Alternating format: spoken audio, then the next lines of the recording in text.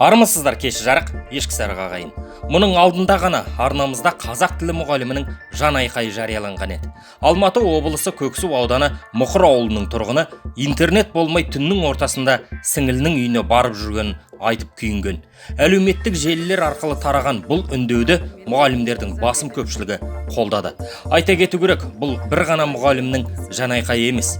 Басым көпшілігі осы күйде. Майра Берікқызы бар болғаны көптің көкейінде жүрген мәселені қорықпай айтты. Түн жарымда жүруімнің себебі үйіме жалпы ауылда бар Wi-Fi, бірақ үйімде интернет жоқ. Қазір міне өздеріңіз көріп отырғандай күнделік KZ-ге кіру үшін осылай ноутбугымды арқалап осы ауылда тұратын сіңілімнің үйіне барамын. Ол қыз көпбалалы ана, баламен улап шуылдап осылай ноутбугымды арқалап жұмыс жасаймын. Өзге отбасы, өзінің отбасы, ошаққасы, бала шағасы бар, жолдасы бар. Мен барып біреудің отбасына отырып жұмыс жасағаным, берекесін алғаным әрине дұрыс емес. Бірақ амал нешік, үйде интернет жоқ болған соң, ауылымда Wi-Fi жоқ болған соң, осылай жүруіме тура келеді. Және бұл осы қашықтықтан оқытуға байланысты, осы форматқа көшуге байланысты. Осы бірінші күн емес, міне бүгін екінші күн. Екінші күннің өзінде біреудің үйіне барып жұмыс жасау өте қиын. Соткамның күш қуаты жетпейді күнделік KZ-ге кіру үшін. Сондықтан құрметті білім және ғылым министрі Асхат Аймағамбетов, ертеңгі күні ауыл тыныш дегенмен де осы ауылда өстіп екі көшенің ортасында сабылып жүрген мен үшін өте қиын, және карантин кезінде осылай жүруге бола ма? Барлығы осы ұрпақтың қамы үшін. Осы ұрпақты қайтсем оқытамын, жеткіземін, қайтсем ақшамды табамын, кредитімді жабамын, елден қалмаймын деп жүрген мен сияқты жас ұстазға бұл өте ауыр. Енді бұл менің Қазақстан жеріндегі жалғыз менің ғана үнім емес, айқайым емес. Барлық республика бойынша қаншама мұғалім осылай жүр екен. Мен біреудің үйінде, дайын үйде отырып, дайын Wi-Fi-да отырып жұмыс жасап отқан мұғалім емеспін. Менің басымда үйім жоқ. Бір күн толмай жас мұғалім өзінің Instagram парақшасына кешірім сұраған видеосын жариялапты. Астында пікір көп, түсіністікпен қараған адамдар басым, бірақ сөгіп жатқандар да аз емес. Мен Байбулатова Майра Берікқызы кешегі күні интернет желісіне салған бейнежазбам туралы ақпарат бергім келеді. Мені толғандырып жүрген мәселелер бойынша жергілікті атқарушы билік органдары атап өтер болсам, Көксу ауданының әкімі Алмас Қабдылұлы және де әкімдіктің қызметкерлері интернет желісіне қосылу мәселесін, болашақта баспана мәселесін шешіп беруге уәде берді. Мен халық үніне құлақ асатын мемлекетке сенемін. Қазіргі таңда мен өзімнің бейнежазбамда айтылғандай өзімнің туған жерімді кедей мемлекет деп айтқаным үшін жалпы жұртшылықтан кешірім сұраймын. Майра Берікқызына қысым жасалғаны айдан анық.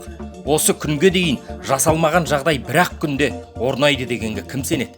Жергілікті атқару органдарының жұмысы бәрімізге белгілі. Дипломыңды ал да ауылға кел, жағдай жасаймын деп шақырып алды. Уәде далада қалды, жұмыс жағадан алды.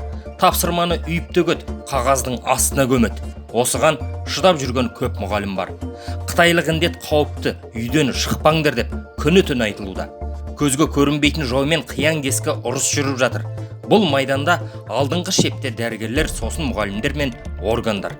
Бәріне жағдай жасалады деп сендірді. Ал іс жүзіне келгенде Майра Берікқызына екі жұмыста жүресің, 3,5 мың теңгенің интернетін тарта алмадың ба деп ұрсып жатқандар бар екен. Иә, бәрімізде жағдай мәз емес. Алайда төтенше жағдай кезінде мұғалімді бюрократиямен аяқтан шалу барып тұрған қылмыс. Инстаграмнан шықпайды депті кейбірі. Әлеуметтік желі қосымшалары есіңізде болсын, күшті интернетті талап етпейді.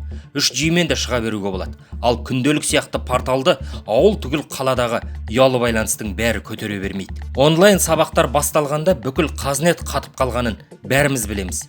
Интернет провайдер компаниялар не айтып ақталарын білмеді. Білім министрлігінің өзі біздің интернет оған дайын емес екен деп мойындады. Бүгін мемлекет басшысы Қасым-Жомарт Тоқаевта электронды үкімет бағдарламасын сынап, жүйені толықтай қайта қарау керек дегенді айтты. Қосымша қаражат бөлінбейді деп ескертті. Яғни олқылық үйіне интернет тарта алмаған мұғалімде емес, жағдай жасай алмаған жергілікті атқару органдарынан кетті. Талап қойылмас бұрын ойлану керек еді. Негізі байқаймын, бізде ел шуламаса мәселе шешілмейді. Майра мұғалім бұл проблемасын көтермегенде ноутбугын құшақтап қашанға жүрер еді. Ол сол ауданның әкімі Алмас Қабдолұлына ғана белгілі болар. Осындайда жыламаған балаға емшек жоқ деген еске түседі. Бір-екеуінің емес, бәрінің жағдайы шешілу үшін қанша мұғалімді жылату керек. Қайыршы кедей мемлекеттің кедей мұғалімімін. Сол үшін өкпелімін. Жағдайың болмаса сенің білімің ешкімге қажет емес. Бұндай мұғалім алдындағы баланы қалай тәрбиелейді? Қалай ол ұрпаққа ұлттық рух, патриоттық сезім дегенді қалай ұғындырады?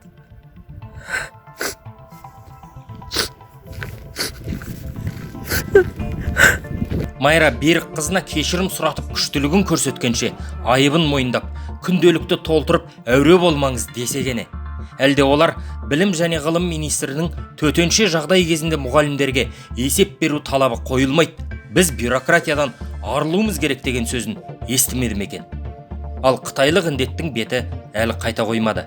Президент бүгін төтенше жағдай режимін сәуірдің соңына дейін созатын қаулы шығарды.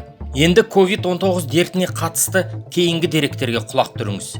Сәуірдің 10-ы кешкі 21 сағат 54 минуттағы жағдай бойынша әлемде қауіпті дертке шалдыққандар саны 1.633.226 адамға жетті. 99.558 адам қаза болды. Біздің елде Қытай індетін жұқтырған 808 науқас тіркелді. Ем қонған 64 адам бар. 10 науқас қайтыс болды. Үйден шықпай туған туысыңыздың қасында болыңыз. Жиі жуынып, тазалық сақтаңыздар. Видеоның астына пікір қалдырыңыз, арнаның сілтемесін тарата жүріңіз. Кеші жарық, ешкі сарғы ағайын.